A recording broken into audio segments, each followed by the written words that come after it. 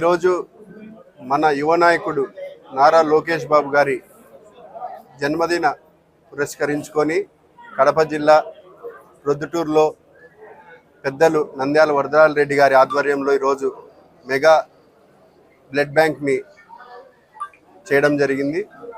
దీనికి చాలా విశేష స్పందన వచ్చింది. దాదాపు ఇప్పటికే 180 మంది ఇవ్వడం జరిగింది. ఈరోజు నారా లోకేష్ బాబు గారు ఆంధ్రప్రదేశ్ రాష్ట్ర భవిష్యత్తు ఉన్న నాయకుడు, యువ నాయకుడు.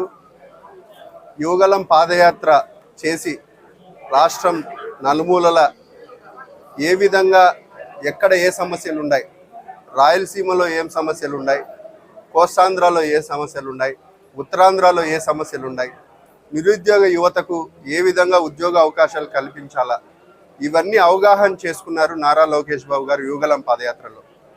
దాంతో భాగంగానే ఈరోజు విద్యాశాఖ మంత్రిగా, ఐటీ శాఖ మంత్రిగా ఈరోజు విద్యా వ్యవస్థలో ప్రక్షాళన చేసి ఈరోజు ప్రైవేట్ స్కూళ్లకు ధీటుగా గవర్నమెంట్ స్కూళ్లను తీర్చిదిద్దడము, దాంతో భాగంగానే మెగా పేరెంట్స్ టీచర్స్ మీటింగ్ అనే ఒక కాన్సెప్ట్ని తీసుకొని వచ్చి ప్రైవేట్ స్కూళ్ళల్లో ఏ విధంగా పోటీతత్వం ఉందో అదేవిధంగా గవర్నమెంట్ స్కూల్లో కూడా విద్యార్థులకు పోటీతత్వం రావాలా.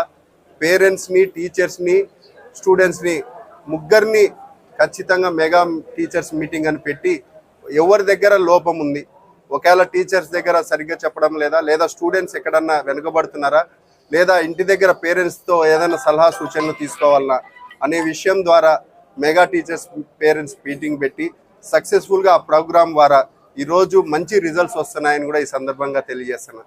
అదేవిధంగా ఐటీ శాఖ ఈరోజు గూగుల్ డేటా సెంటర్ కానీ, అదానీ డేటా సెంటర్ కానీ, ఈరోజు రిలయన్స్ డేటా సెంటర్ కానీ ఇవన్నీ తీసుకొని రావడం వల్ల, పెట్టుబడులు తీసుకొని రావడం వల్ల భవిష్యత్తులో నిరుద్యోగ యువతకు ఉద్యోగ అవకాశాలు కల్పించే విషయంలో నారా లోకేష్ బాబు గారు ప్రధానంగా సంకల్పంగా పనిచేస్తున్నారని కూడా ఈ సందర్భంగా తెలియజేస్తున్నాను.